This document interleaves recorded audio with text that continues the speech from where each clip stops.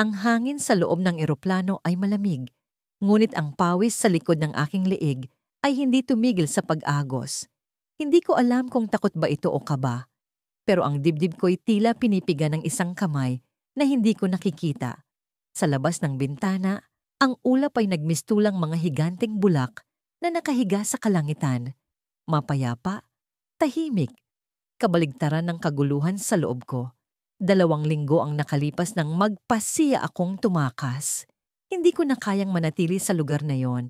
Sa mga mata ng mga taong tila alam ang ginawa ko. Sa bawat hakbang ko sa kalsada, pakiramdam ko'y may mga anino na sumusunod. May mga bulong na umiikot sa hangin. Hindi ko na kayang tiisin. Kaya nag-ipon ako ng pera. Nagbenta ng mga alahas at bumili ng tiket papunta sa ibang bansa. Kahit saan, basta malayo. Pinili ko ang bansang hindi ako kilala, kung saan maaari akong magsimula muli. Ngunit hindi ganoon kadali ang pagtakas. Iba ang iniisip ng utak, iba ang nararamdaman ng puso. Sa bawat segundo ng biyahe, paulit-ulit na bumabalik sa akin ang alaala ng gabing iyon. Ang gabing nagbago ang lahat. Hindi ko sinasadya. Gusto kong paniwalain ang sarili ko na aksidente lang yon. Pero ang mga detalye ay masyadong malinaw. Ang mga mata niya noong huli kong nakita, ang paghinga niyang humina hanggang sa tuluyang tumigil. Hindi ko makalimutan, hindi ko matakasan. Paglapag ng eroplano, mabilis ang tibok ng puso ko. Ang mga pasahero ay nagkakagulo. Lahat abala sa pagkuha ng kani-kanilang bagahe. Ako naman, nakaupo pa rin, hindi makagalaw. Ang bagahe ko ay maliit lamang. Isang maleta na may ilang piraso ng damit at isang bag na may laman ang lahat ng dokumento ko. Ngunit ang bigat nito'y parang naglalaman ng lahat ng kasalanan ng mundo. Sa wakas, tumayo ako. Dahan-dahan, parang ang mga paa ko'y nakatali sa lupa. Sumabay ako sa agos ng mga tao, papunta sa immigration counter. Ang mga ilaw ng airport ay maliwanag, halos nakakabulag, at ang tunog ng mga anunsyo ay parang dagundong sa tainga ko. Pilit kong iniwasan ang tingin ng sinuman. Ayokong may makakita sa akin. Ayokong may makakilala. Ngunit nararamdaman ko ang bigat ng mga mata sa paligid. Tila lahat sila'y nakatingin sa akin. Nang humarap ako sa opisyal sa immigration, hindi ko maipaliwanag ang takot na bumalot sa akin. Tiningnan niya ang pasaporte ko, seryoso ang mukha, at nagtanong. Simple lang ang mga tanong. Saan ako galing? Bakit ako bumisita? Gaano ako katagal mananatili? Sinagot ko ang lahat, ngunit ramdam ko ang panginginig ng boses ko. Tiningnan niya ako ng matagal bago ibinalik ang pasaporte. "Welcome," sabi niya. Akala ko'y tapos na ang lahat. Iniwasan ko ang tingin niya, kinuha ang bagahe ko, at naglakad palabas ng terminal. Ang bawat hakbang ay parang pag-akyat sa bundok. Mabigat, mahirap. Sa wakas, nakita ko ang pintuan. Sa labas, malamig ang hangin at ang mga tao ay nagmamadaling sumakay sa kanilang mga sasakyan. Tumigil ako saglit, huminga ng malalim. Narito na ako. Malaya na ako. Ngunit bakit ganito ang pakiramdam? Bakit parang may mali? Pagdating ko sa taxi stand, may lalaking nakatayo malapit sa pila. Matangkad, naka-jacket at may hawak na cellphone. Hindi ko siya pinansin, ngunit nang sumulyap ako sa kanya, nagkatama ang aming mga mata. Ang tingin niya sa akin ay hindi normal. Parang kilala niya ako, pero imposibleng mangyari iyon. Walang nakakaalam kung nasaan ako. Nagising ang takot sa dibdib ko. Agad akong tumalikod, naglakad papunta sa ibang direksyon. Ngunit nararamdaman ko ang presensya niya sa likod ko. Ang mga yapak niya na sumasabay sa akin. Bigla akong tumigil. Humarap ako sa kanya. Siya rin ay tumigil. Ang mukha niya ay seryoso, walang emosyon. Sa loob ng ilang segundo, nagtitigan kami. "Sino ka?" Tanong ko. Ang boses ko'y punit sa kaba. Hindi siya sumagot. Sa halip, inilabas niya ang isang papel mula sa bulsa ng jacket niya. Inabot niya yon sa akin. Napatingin ako sa papel. Nanginginig ang mga kamay ko habang kinukuha ito. Pagbukas ko, ang nakasulat ay isang pangalan. Ang pangalan ng taong nasa alaala ko. Ang pangalan ng taong hindi ko sinasadyang. Hindi ko na natapos ang iniisip ko. Napatingin ako sa lalaki at saka ko lang napansin ang badge na nakasabit sa kanyang damit. Hindi siya ordinaryong tao. Isa siyang opisyal. Ngunit bakit? Sumama ka sa akin. Sabi niya, malamig ang tono ng boses. Sa likod niya, may dalawa pang lalaki na lumapit, parehong nakasuot ng uniforme. Nawalan ako ng lakas. Ang mga tuhod ko'y nanghina, ang puso ko'y bumagal, ngunit ang utak ko'y nagtatakbo. Hindi ko alam ang gagawin. Hindi ko alam kung paano tumakas. Ngunit alam ko ito. Ang lihim na pilit kong tinatakasan ay nandito na. Pagkababa ko sa eroplano, ramdam ko ang bigat ng bawat hakbang. Parang bawat galaw ko ay naghuhudyat ng paparating na parusa. Ang malamig na hangin sa loob ng terminal ay tila pumipigil sa aking hininga. Ngunit hindi ko pinahahalata. Sa panlabas, mukhang kalmado ako. Isang ordinaryong pasahero na bumalik sa bagong yugto ng buhay. Ngunit sa loob, nagliliyabang kaba, ang takot, ang lihim na nagtatago sa ilalim ng aking balat. Ang mga mata ko'y nagmamasid sa paligid, hinahanap ang sino mang maaring magtanong, sumilip o magduda. Sa immigration counter, pinilit kong magpakita ng ngiti habang iniabot ang aking pasaporte. Tumutok ang opisyal sa dokumento, tila binabasa ang bawat detalye ng mas matagal kaysa sa inaasahan. Naramdaman ko ang pawis na unti-unting tumutulo sa likod ng aking leeg. Sa isip ko, paulit-ulit kong tinatanong, may alam na ba sila? Nang tuluyang ibinalik sa akin ang pasaporte, halos hindi ako makahinga. Welcome back, Anya. Tumango ako. Pilit na pinapanatili ang composure kahit gusto kong bumagsak ang tuhod ko sa lupa sa sobrang pagod at takot. Ngunit hindi pa tapos ang laban. Ang tunay na pagsubok ay nasa labas ng terminal kung saan ang liwanag ng araw ay nag-aanyaya ng kalayaan o kapahamakan. Pagkalabas ko, sinalubong ako ng dagundong ng mga tao, ang ingay ng mga sasakyan, at ang malamig na tila metalikong amoy ng airport. Napatingin ako sa kaliwat kanan, hinahanap ang taxi na magdadala sa akin sa pansamantalang tirahan. Ngunit bago pa man ako makagalaw, may isang boses na tumawag sa pangalan ko. Maria! Parang tumigil ang mundo. Sino ang tumawag? Paano niya nalaman ang pangalan ko? Napalingon ako at doon ko siya nakita. Isang lalaking pamilyar, ngunit tila estranghero na rin. Si Carlo, ang taong hindi ko inaasahang makikita, ang taong iniwan kong sugatan at galit sa nakaraan. Sa loob ng isang iglap, bumalik sa akin ang lahat ng alaala. Ang sigawan, ang dugo, ang kasalanang hindi ko kailanman inamin. Lumapit siya, mabagal ngunit tiyak ang bawat hakbang. Ang mga mata niya'y parang punong-puno ng galit at tanong. Hindi ko alam kung tatakbo ako o haharapin siya. Sa mga ganitong pagkakataon, ang utak mo'y tila nagkakawatak-watak. Pero alam ko, wala na akong ligtas na daan pa. Carlo. Bulong ko. Pilit na inaabot ang tinig ko sa kanya. Ngunit bago ko pa maituloy ang sasabihin, hinawakan niya ang braso ko. Hindi marahas, ngunit sapat para maramdaman kong wala akong kawala. Akala mo ba? Makakalayo ka? Tanong niya. Mababa ang boses, ngunit puno ng tensyon. Ang pintig ng puso ko'y parang sumabog sa pagkarinig sa kanyang mga salita. Alam niya ang lihim ko. Ngunit paano? Paanong nalaman niya kung anong ginawa ko? Hindi ba't nilinis ko ang lahat ng ebidensya bago ako umalis? Carlo, hindi mo naiintindihan. Sagot ko. Pilit na tinatago ang panginginig ng boses ko. Hindi ito ang iniisip mo. Ngunit tumawa siya, isang mapait na tawa na tila nagsasabing, alam niya ang lahat ng kasinungalingan ko. Hindi ko naiintindihan. Maria, ako ang naiwan. Ako ang nagdusa.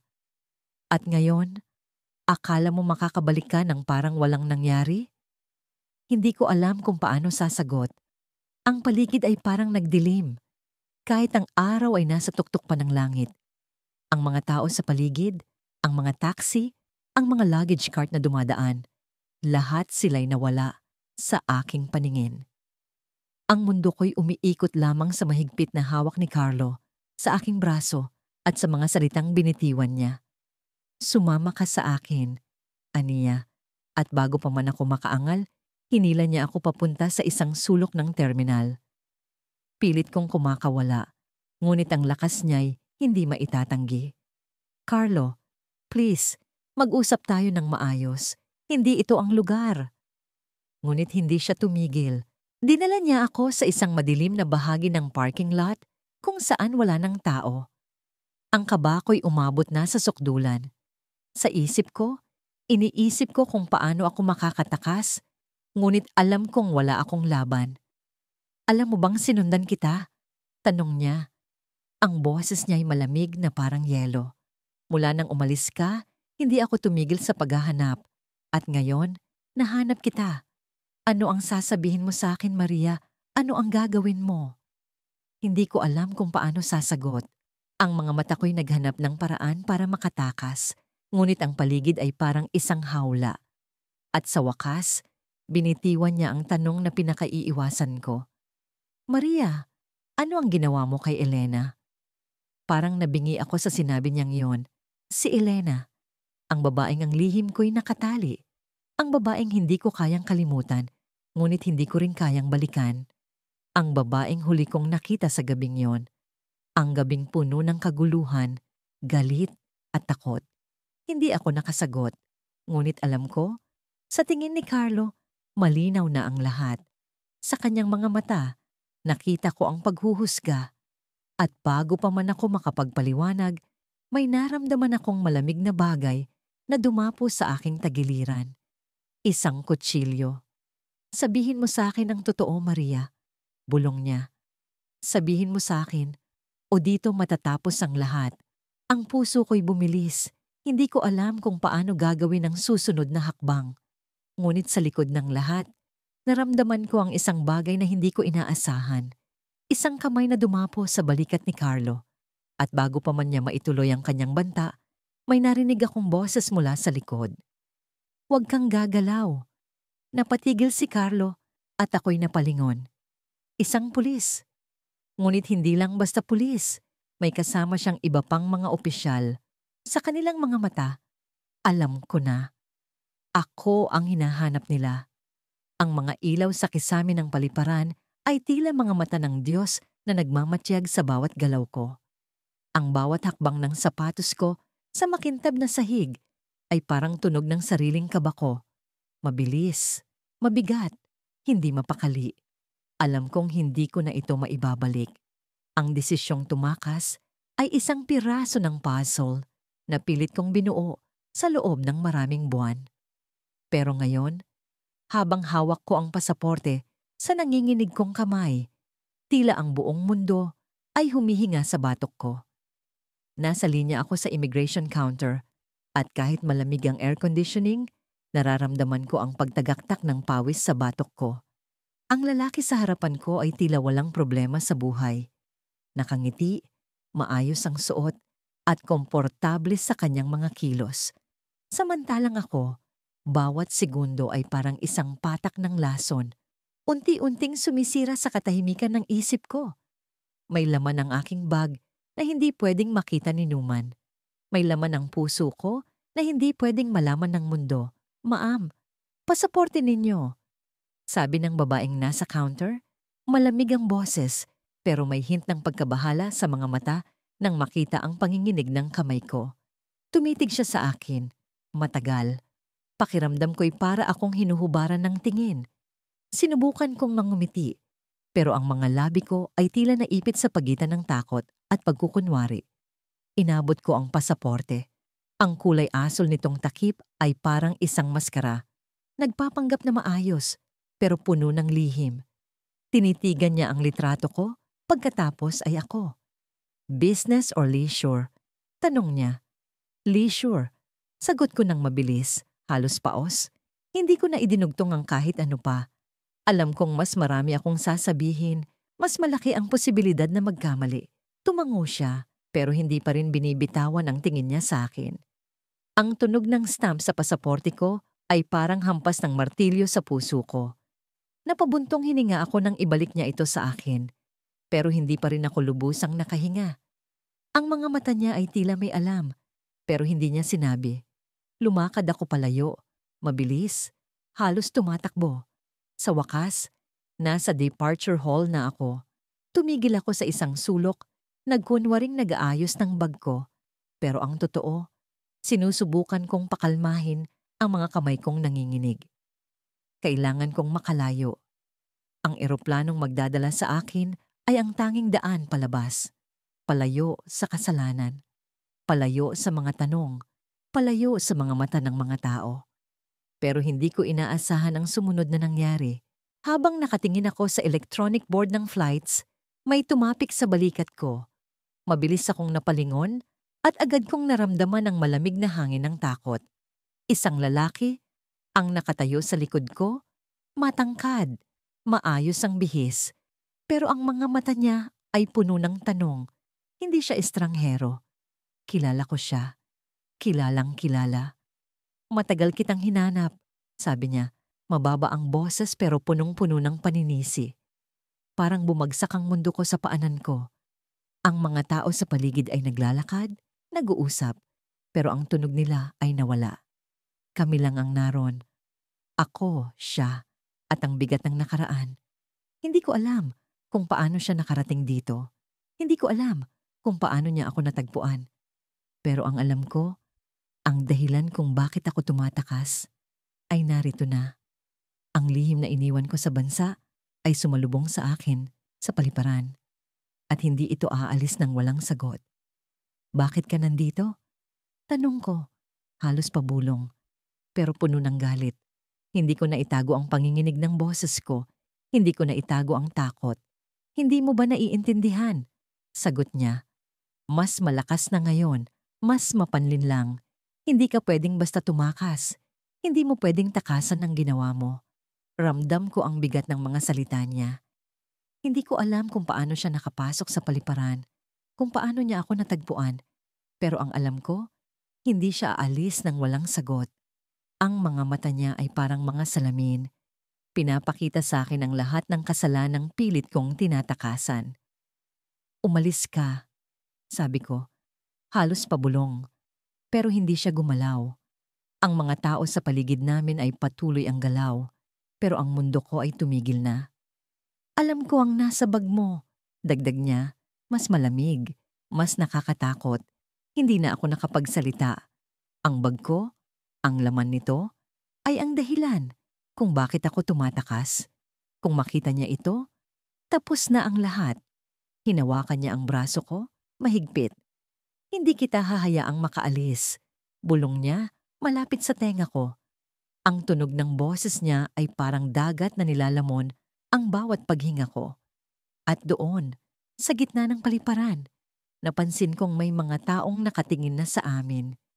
Ang ilang mata ay puno ng pagtataka, ang iba ay tila kinakabahan. Pero hindi sila gumagalaw.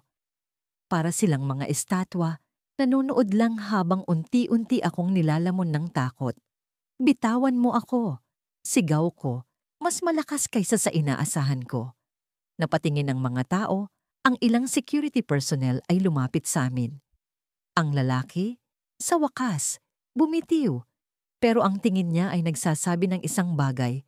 Hindi pa tapos ito. Habang papalapit ang mga guard, naglakad siya palayo, mabilis, na parang isang anino. Naiwan ako roon, nanginginig. Hawak ang bag ko. Habang ang mga tanong ay bumaha sa isip ko. Sino ang nagsabi sa kanya? Paano niya ako natagpuan? At higit sa lahat, ano ang gagawin niya ngayon? Sa kabila ng lahat, alam kong hindi ko na maibabalik ang desisyon kong tumakas. Pero ngayon, mas malinaw sa akin kaysa dati. Hindi ang bansa ang tinatakasan ko. Ang nakaraan ko ang tunay na bumibihag sa akin. At ang mas nakakatakot, ang nakaraan ko ay hindi kailanman magpapatawad. Pagdating ko sa airport, bumungad agad ang malamig na simoy ng hangin. Parang sinasabing hindi na ako babalik sa lugar kung saan ako nagsimula. Nasa kamay ko ang tiket, isang one-way flight papunta sa bansang matagal ko nang pinapangarap na takasan. Ang puso ko'y kumakabog, hindi dahil sa excitement, kundi dahil sa takot. Sa bawat hakbang ko, tila hinahabol ako ng mga multo ng nakaraan. Pilit kong pinakalma ang sarili. Isang babaeng may suot na uniforme ang ngumiti sa akin sa counter. Nagpakita ako ng peking ngiti, bagamat ang mga labi ko'y nanginginig. Pasaporte po, sabi niya. Ibinigay ko ang dokumento, sabay ngiti ulit, ngunit ramdam ko ang pawis sa likod ng aking leeg. Alam kong walang mali sa papel na hawak niya. Masyadong maingat ako para magkaroon ng butas. Pero paano kung may naiwang ebidensya? Paano kung may alam na sila? Pagkatapos ng ilang segundo, ibinalik niya ang pasaporte ko. Maligayang paglalakbay, sabi niya. Tumango ako, ngunit parang may bumara sa lalamunan ko. Ang mga salitang yon, inaasam ko nang marinig sa loob ng maraming taon. Ngunit ngayon, sa mismong araw ng pagtakas ko, tila nagdududa ako kung tama ba ang ginagawa ko. Dumiretso ako sa gate. Ang bawat hakbang ko'y parang may timbang na bakal, habang ang bagahe ko'y magaan, ngunit puno ng hindi nakikitang laman. Ang mga mata ko'y palingalinga, pilit na sinisiyasat ang paligid. Wala bang nakatingin? Wala bang sumusunod? Sinigurado kong walang pamilyar na mukha. Ang bawat tao'y tila ordinaryo, abala sa kani-kanilang layunin. Ngunit sa isip ko, bawat isa sa kanila'y maaaring may alam. Habang naghihintay ako sa boarding, sinubukan kong magpokus. Kailangan kong kalmahin ang sarili. Tumitig ako sa screen ng cellphone ko. Ngunit ang mga mata ko'y hindi makapag-concentrate. Parang naririnig ko ang tunog ng sirena sa likod ng aking isip. Parang nararamdaman ko ang malamig na mga posas sa aking pulso. Ngunit wala naman. Wala naman talagang sumusunod sa akin, hindi ba? Napansin kong may lalaking nakatingin sa akin mula sa kabilang upuan. Matangkad siya. May suot na itim na jacket. Parang may gusto siyang sabihin, ngunit hindi niya ginagawa. Tumalikod ako, nagkunwaring hindi siya napansin. Ngunit ang presensya niya'y nag-iwan ng kuryente sa hangin. Isa bang pulis? Isa bang espiya? O isa lamang ordinaryong manlalakbay na nagkataong nasa maling lugar, maling oras? Tumayo ako at naglakad papunta sa restroom. Kailangan kong magpunta sa tahimik na lugar, kahit sandali lang. Pagkapasok ko, isinara ko ang pinto ng cubicle at huminga ng malalim. Tinitigan ko ang salamin ng cellphone ko. Ang mukha ko'y mukhang pagod, ngunit determinado. Hindi ko pwedeng ipakita ang kahinaan ko. Hindi ngayon. Hindi kailanman. Paglabas ko ng restroom, bumalik ako sa upuan, ngunit wala na ang lalaki. Nawala siya na parang bula. Ang kaba ko'y tumindi, ngunit pilit kong nilabanan. Wala lang yon. Bulong ko sa sarili. Wala lang. Nang i-announce na boarding na, tumayo ako at sumunod sa linya. Ang mga kamay ko'y nanginginig, ngunit pinilit kong kumalma. Nang dumaan ako sa security check, iniskan nila ang bagahe ko. Tumigil ang makina at napatingin ang security sa monitor. Ang puso ko'y halos tumigil sa pagtibok. Tumayo ang isang lalaki mula sa likod ng counter. Lumapit siya at tinanong ako, "Ano ito?" Dahan-dahan kong tinignan ang monitor. Nakita ko ang maliit na bote ng tubig na naiwan ko sa loob ng bag. Napangiti ako, bahagyang nakahinga. "Pasensya na sir, hindi ko sinasadya," sabi ko, sabay abot ng bote. Kinuha niya ito ng walang imik. Tumango siya at hinayaan akong dumaan. Ngunit ang kaba ko'y hindi pa rin nawala. Parang may mas malaki pang darating. Pagpasok ko sa eroplano, naupo ako sa window seat. Tumitig ako sa labas. Ang mga ilaw ng runway ay parang nag-iilusyong nag-aanyaya sa akin. Malapit na akong makalayo. Ngunit habang ang eroplano'y naghahanda para mag-take off, may narinig akong boses sa likod ko. Isang malalim na boses ng lalaki. "Sigurado ka bang kaya mong takasan ng lahat?" Bigla akong napalingon. Ang lalaki sa itim na jacket. Nakaupo siya sa aisle seat sa likuran ko. Ang mga mata niya ay diretso sa akin. Hindi ko alam kung anong gagawin. Ang mga mata ko'y nanlaki. Ngunit hindi ko siya sinagot. Hindi ko alam kung paano sasagot. Ngunit nang mapansin ko ang suot niyang ID sa loob ng jacket, nagulat ako. May nakasulat na pangalan. At sa ilalim nito, nakalagay ang salitang Interpol. Paglapag ng eroplano sa paliparan, ramdam ko ang bigat ng bawat hakbang. Ang malamig na simoy ng hangin ay tila sinasalubong ang pagkabagabag sa loob ko. Bitbit ko ang maleta, hindi lang puno ng damit, kundi ng mga lihim na matagal ko nang ikinukubli. Sa bagong bansa na ito, hinahangad ko ang panibagong simula, isang buhay na walang paghabol, walang tanong, at walang hinala. Ang mga ilaw ng paliparan ay nakakasilaw, pero mas nakakasilaw ang damdaming hindi ko maitatago. Pinilit kong ngumiti sa immigration officer nang tanungin niya ang layunin ng pagbisita ko. Turista lang po, sagot ko, kahit ramdam ko ang kirot sa bawat salitang lumalabas sa aking bibig. Ang dugo ko'y tila nanalat kapag iniisip kong baka mahuli nila ako, pero hindi pa. Sa wakas, nakalabas ako. Nasa loob ako ng isang lugar na hindi ko kilala, na parang isang maze ng mga estranghero at bagong simula. Sinuri ko ang aking telepono, walang tawag, walang mensahe. Mabuti na rin. Ayokong makarinig ng kahit anong balita mula sa dating buhay ko.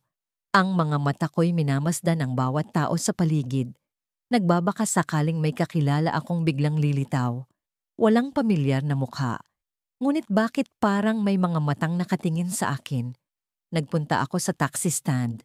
Ang bawat tunog ng gulong, ang usok ng tambutso, ang tila pag-ikot ng mundo ay nakakapagpalala ng kaba sa dibdib ko. Sinabi ko ang address ng hotel sa driver. Hindi ko alam kung paano ko napili ang hotel na yon. Marahil dahil malayo ito sa sentro, tahimik at walang masyadong tao. Mabilis lang tayo doon, ma'am, sabi ng driver habang nakangiti. Tumango ako. Kahit ang utak ko'y naglalakbay pa rin sa lahat ng desisyong ginawa ko para makarating sa puntong ito. Sa loob ng sasakyan, tinignan ko ang salamin. Sino na nga ba ako?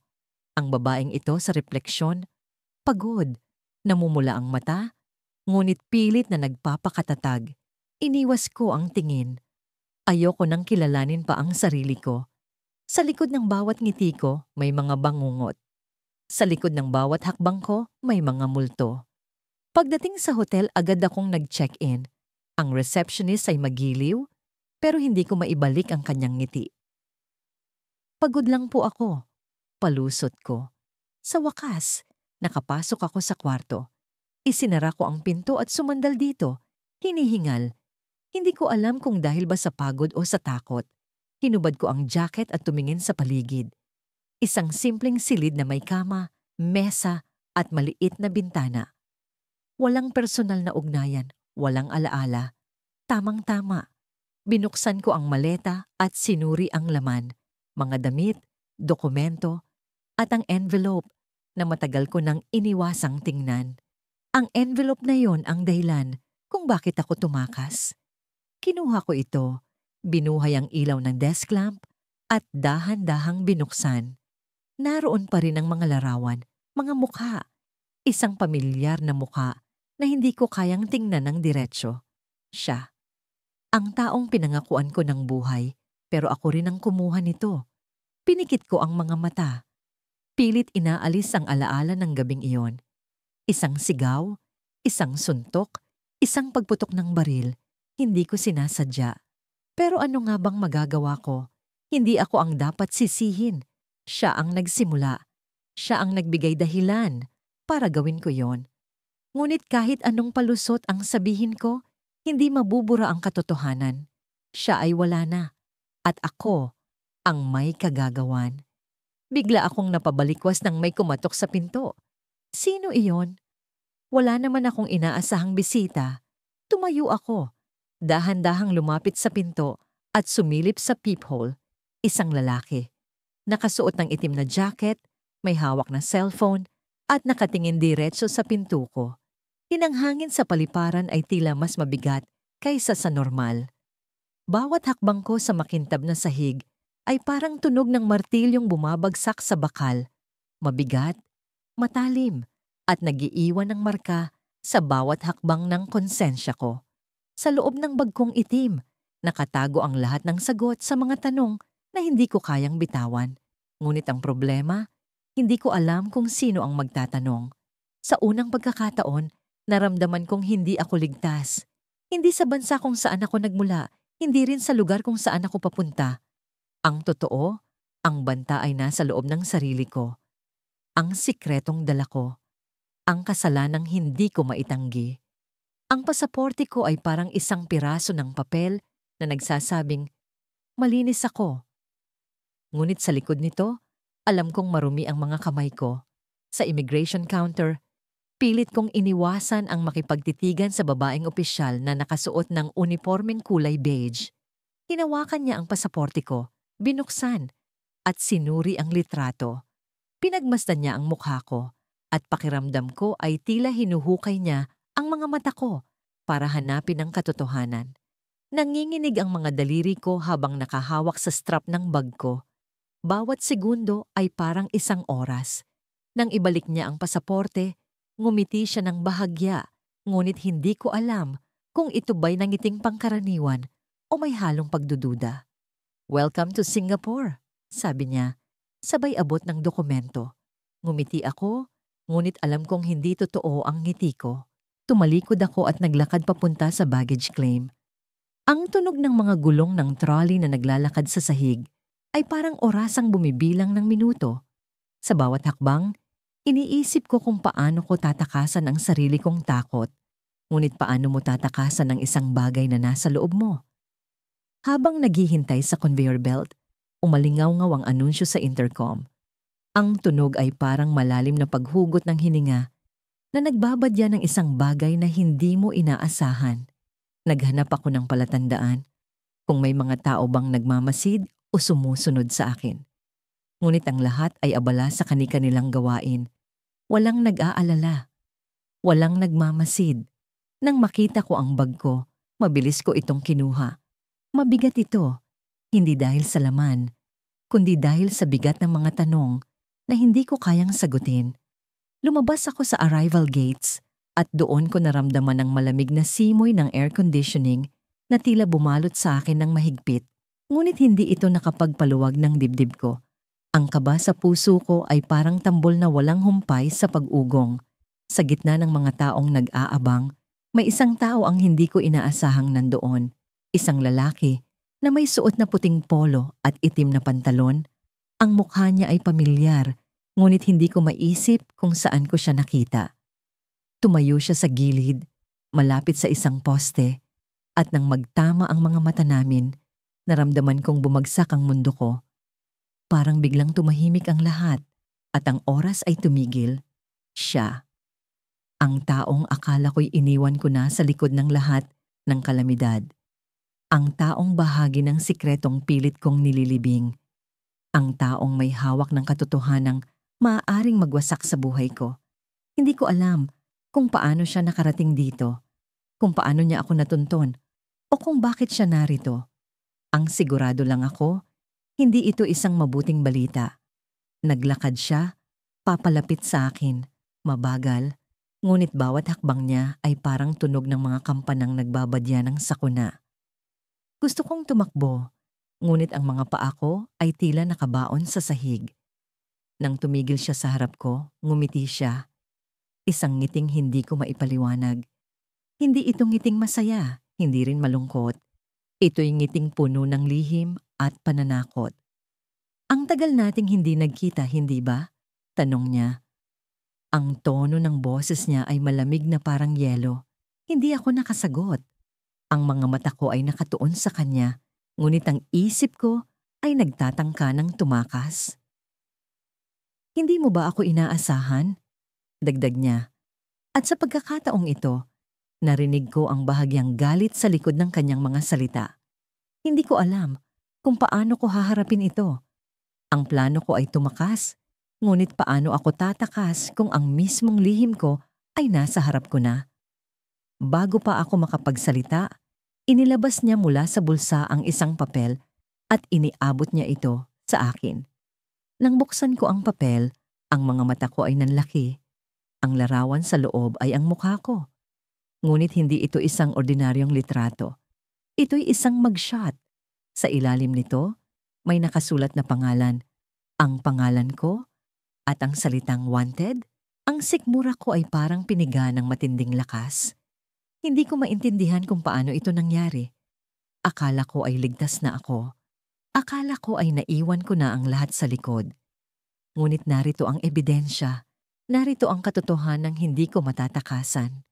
Alam mo ba kung anong mangyayari kung ipapakita ko ito sa mga awtoridad? Tanong niya. Ang boses niya ay puno ng pananakot.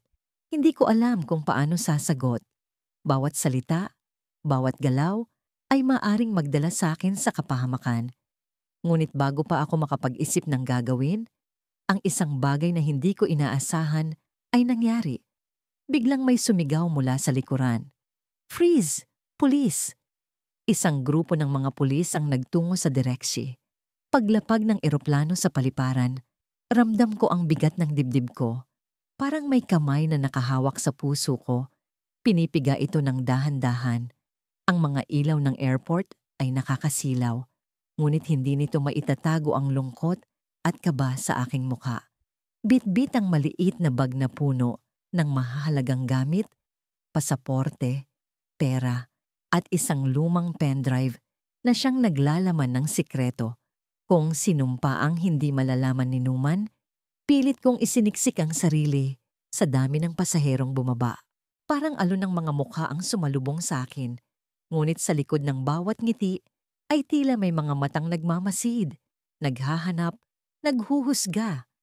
Hawak ko ang pasaporte ko, nanginginig ang kamay habang pumipila sa immigration counter. Ang bawat hakbang ay parang tunog ng orasan na bumibilang sa oras na maaaring magbago ang lahat. Sa likod ko, may lalaki na nakasuot ng itim na jacket, tahimik ngunit tila palaging nakatingin sa akin. Hindi ko alam kung ako lang ba ang paranoid o talagang may kakaiba sa kanyang presensya. Sinubukan kong huwag pansinin. Ngunit ang pakiramdam ng pagiging sinusundan ay hindi mawala. Nang sumapit na ako sa counter, isang malumanay na babae ang bumati sa akin. Dokumento mo, ma'am. Anya na nakangiti, ngunit malamig ang mga mata. Inabot ko ang pasaporte ko, sinubukang magpakita ng kumpiyansa kahit nanginginig ang mga kamay ko.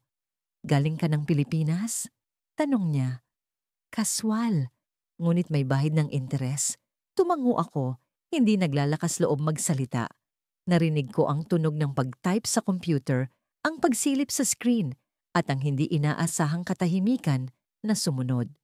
Sandali lang, ma'am, sabi niya. Tumayo at lumapit sa isang lalaking nakasuot ng uniforme sa likod ng counter. Ang lalaki ay tumingin sa akin, ang mga mata niya ay parang matalas na kutsilyo na humihiwa sa aking balat. Ang kaba ko ay parang tambol, bumibilis ng bumibilis. Alam kong may mali, ngunit wala akong magawa, kundi maghintay. Pagbalik ng babae, inabot niya ulit ang pasaporte ko. Ma'am, maaari ka bang sumunod sa amin? May kailangan lang kaming linawin. Ang mga salita niya ay bumagsak sa akin na parang isang bomba. Tumango ako, walang lakas magtanong. Ang mga mata ng ibang tao sa pila ay tila nag-uusisa, ngunit walang naglakas loob na makialam. Dinala nila ako sa isang maliit na opisina sa gilid ng paliparan.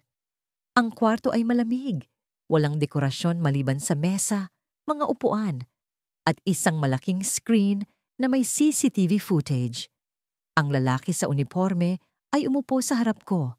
Ang babaeng staff ay nasa gilid, nakatayo na parang gwardiya. Ma'am, may nakita kaming hindi pangkaraniwan sa iyong record. Sabi ng lalaki, direkta, ngunit hindi nagtataas ng boses. May file na konektado sa iyong pangalan na gusto naming ipaliwanag mo. Halos hindi ko maigalaw ang aking katawan. File? Tanong ko. Pilit nagpapanggap na inosente. Ngunit sa loob-loob ko, alam ko na kung ano ang tinutukoy niya.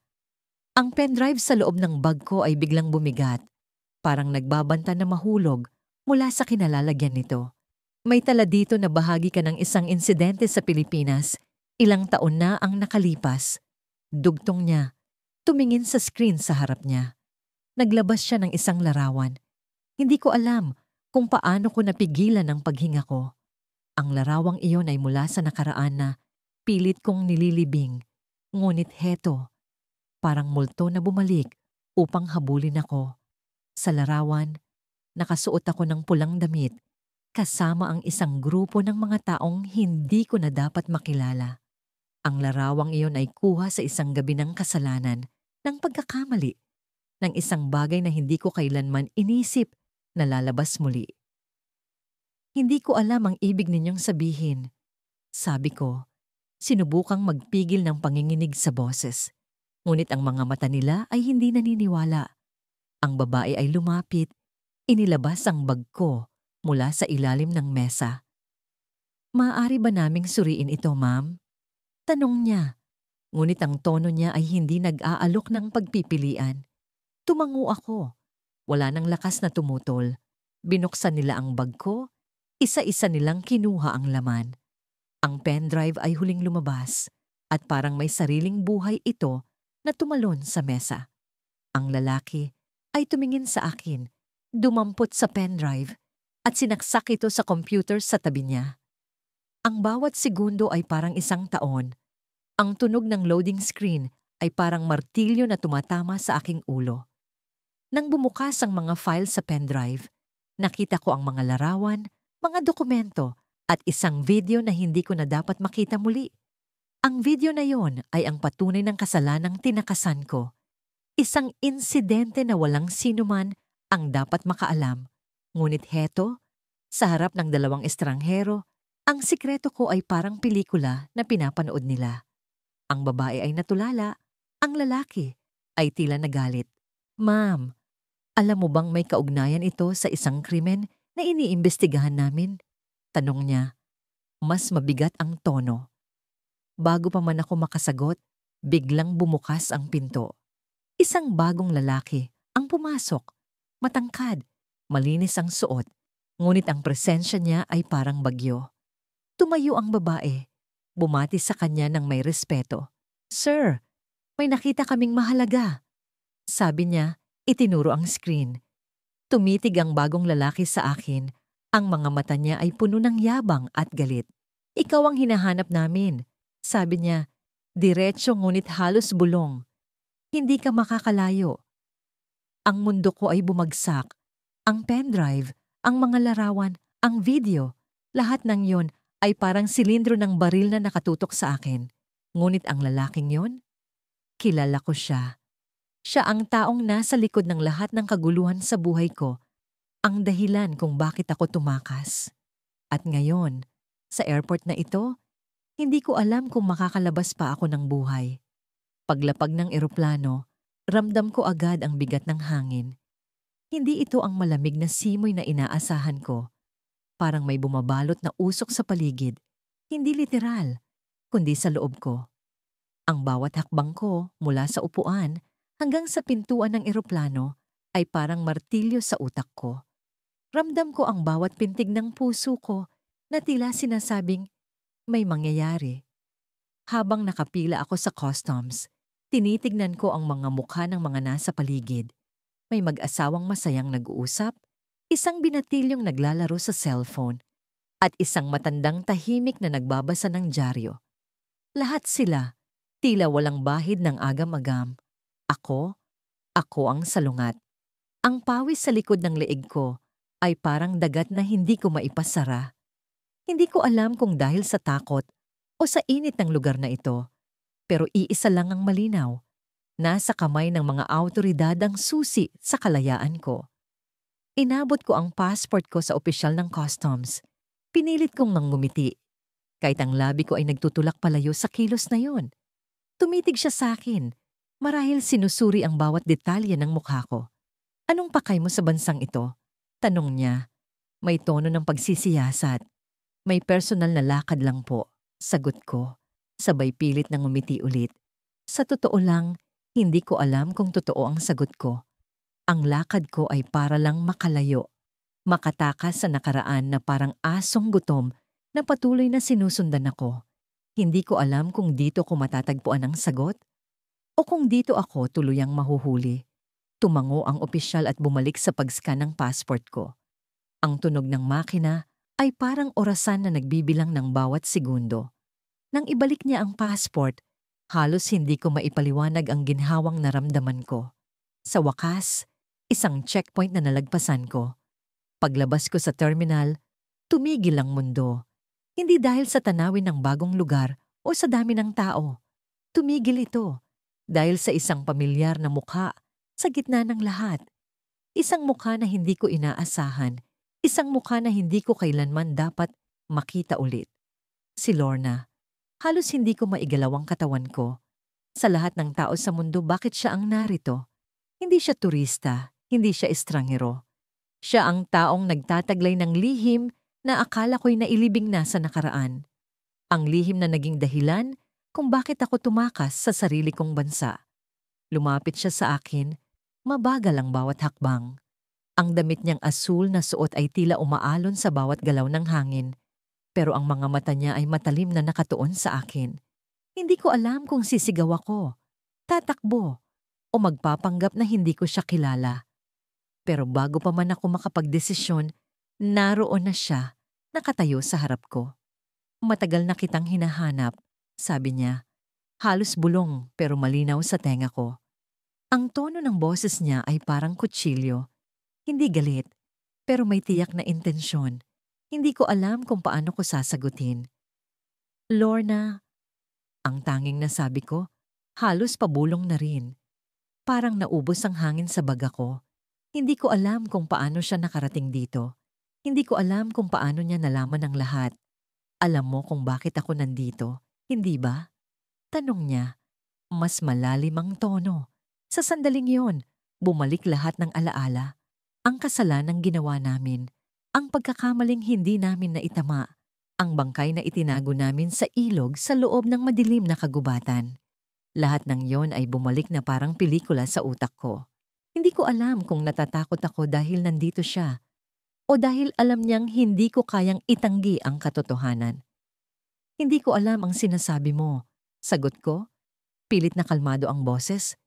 Pero kahit ako, alam kong halata ang takot sa mukha ko. Hindi siya naniwala. Tumawa siya, pero hindi ito masaya. Ito'y malamig, malupit. Akala mo ba makakatakas ka? Tanong niya. Mas malapit na ngayon. Akala mo ba hindi kita mahahanap? Pakiramdam ko, lahat ng tao sa paligid namin ay biglang nawala. Ang ingay ng airport ay parang natabunan ng tunog ng boses niya. Hindi ko na alam kung paano ko mapapasangga ang sarili ko. Ang mga kamay ko ay nanginginig. At ang bagahe ko ay parang biglang naging mas mabigat. Anong gusto mo, Lorna? Tanong ko, desperado. Hindi ko alam kung ano ang sagot niya, pero alam kong hindi ako handa para dito. Lumapit siya ng mas malapit pa. Halos magkadikit na ang mga mukha namin. Ang hininga niya ay malamig kahit mainit ang paligid. Gusto ko ang katotohanan at gusto kong malaman mo na hindi pa tapos ang lahat. Bago ko pa siya masagot, naramdaman ko ang isang kamay na tumapik sa balikat ko. Napalingon ako at naroon ang isang lalaki. Nakauniporme ng airport security. Ma'am, may kailangan po kayong sumama sa amin. Parang tumigil ang oras ulit.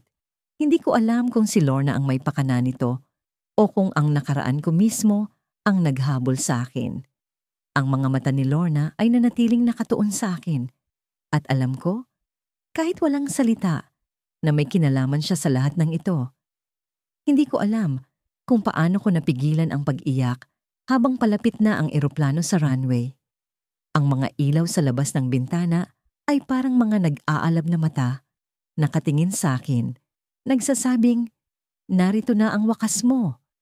Sinubukan kong magpanggap na kalmado, na parang isa lang akong ordinaryong dayuhang babalik sa tahanan. Ngunit ang katotohanan, ang puso ko'y kumakabog ng parang tambol. Ang bawat hakbang ng isip ko'y nagbabadya ng panganib. Habang bumaba kami sa eroplano, ramdam ko ang bigat ng hangin sa paligid. Parang may mga kamay na humihila sa akin pabalik. Pilit na pinapaalala ang bawat kasalanang iniwan ko sa likod. Nasa isang maliit na bag ang lahat ng aking pag-asa, mga papeles, pera, at ang lihim kong hindi pa sumasabog. Nasa loob din nito ang kaba at takot na baka hindi ako makalabas ng paliparan ng buhay. Sa immigration counter, pinilit kong ngumiti. Pinagmasdan ko ang babaeng nasa likod ng mesa. Inaasahang magtanong lang ng karaniwang tanong. Ngunit ang tingin niya sa akin ay parang alam niya ang lahat ng itinatago ko. Nagsalita siya sa wika ng bansa at kahit hindi ko lubos na naiintindihan ng lahat, sumagot ako ng may kumpiyansa. Sapat na yon para tumango siya at iabot ang pasaporte ko. Hindi ko alam kung ilang beses akong huminga ng malalim habang naglalakad sa terminal. Ang bawat hakbang ko ay parang isang hakbang patungo sa hukay. Ang mga mata ng mga tao sa paligid ay parang mga magnanakaw na gustong buksan ang bag ko. Sinubukan kong tumingin sa malayo, sa mga dingding ng paliparan, sa mga ad ng produkto, kahit saan, maliban sa mga mata ng mga tao. At narinig ko na ang nagbabadyang tunog ng aking pangalan. Hindi sa mikropono, hindi sa kahit anong anunsyo. Narinig ko ito sa likod, sa mismong hangin. Isang bulong, ngunit sapat na para manginig ang buong katawan ko. Hindi ko alam kung totoo yon o gawa lang ng takot sa utak ko, ngunit hindi ko na magawang lumingon. Nagpatuloy ako sa paglalakad, pilit na iniisip na marahil isa lang iyong haka-haka. Hanggang sa makita ko ang isang pamilyar na mukha sa crowd. Hindi. Imposible. Ang tao sa harapan ko ay isang multo na matagal ko nang iniwasan. Ang mukha niyang malamig, walang ekspresyon, ngunit ang mga mata niya ay puno ng galit. Galit na parang apoy na handang tumupok sa akin. Hindi ko alam kung paano siya nakarating doon. Hindi ko alam kung bakit siya naroon. Naghihintay sa akin? Parang alam niya lahat ng gagawin ko. Tumigil ako sa paglalakad, hindi dahil gusto ko. Parang may humila sa mga paa ko. Pinilit akong humarap sa kanya. Ang mga kamay ko'y nanlamig, ang bag ko'y parang naging mas mabigat. Ang mga tao sa paligid ay nagmistulang mga anino. Wala akong magawa kundi tumitig sa kanyang direksyon. Naramdaman ko ang basang pawis na dumaloy sa sentido ko. Sa sandaling iyon, alam kong wala na akong ligtas. Ang lihim kong iniwan, ang kasalanang akala ko'y nailibing na, ay narito. Sumalubong sa akin sa mismong paliparan. Naglakad siya papalapit. Ang bawat hakbang niya ay parang pagsabog ng bomba sa dibdib ko. Nakaitim siya, payak, ngunit ang presensya niya ay parang hari na naghahari sa buong espasyo. Hindi siya nagsalita. Ngunit alam kong ang mga mata niya ay nagsasabi ng libu-libong salita. Nagsusumbong ang tingin niya, nagsusumpa, nagbabanta. Hindi ka makakatakas, bulong niya. Sapat na para marinig ko. Hindi ko alam kung paano ko nagawang gumalaw. Umikot ang tingin ko, naghanap ng pinto, ng daan palabas. Ngunit sa bawat sulok ng paliparan, naroon ang mga mata niya. Paano siya nakarating dito? Paano niya nahanap ang lihim ko? Akala ko ba'y tapos na ang lahat? Ngunit ngayon, narito siya. At alam kong hindi siya aalis hanggat hindi niya ako nahuhuli. Lumapit pa siya ng lumapit hanggang sa halos magkatapat na kami. Ang bag ko'y nakasabit pa rin sa balikat ko, ngunit parang gusto ko na itong bitawan. Ang boses niya'y bumulong ulit, mas malakas ngayon. Ngunit hindi ko siya sinagot, hindi ko siya tinignan. Sa halip, tumakbo ako. Tumakbo ng mabilis. Hindi iniisip ang direksyon. Sa isip ko, ang bawat hakbang ay isang laban. Kailangang makalayo. Kailangang tumakas. Narinig ko ang tunog ng mga hakbang niya sa likod. Hindi siya sumusuko. Ang galit niya ay parang humahabol sa akin. Ang bawat tunog ng sapatos niya ay parang mga baril na bumabaril sa likod ko.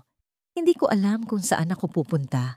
Ang mga tao ay nagmistulang blur, ang mga tunog ay naghalo-halo, ngunit ang tanging malinaw ay ang takot ko. Hanggang sa maramdaman ko ang malamig na bakal sa likod ng ulo ko.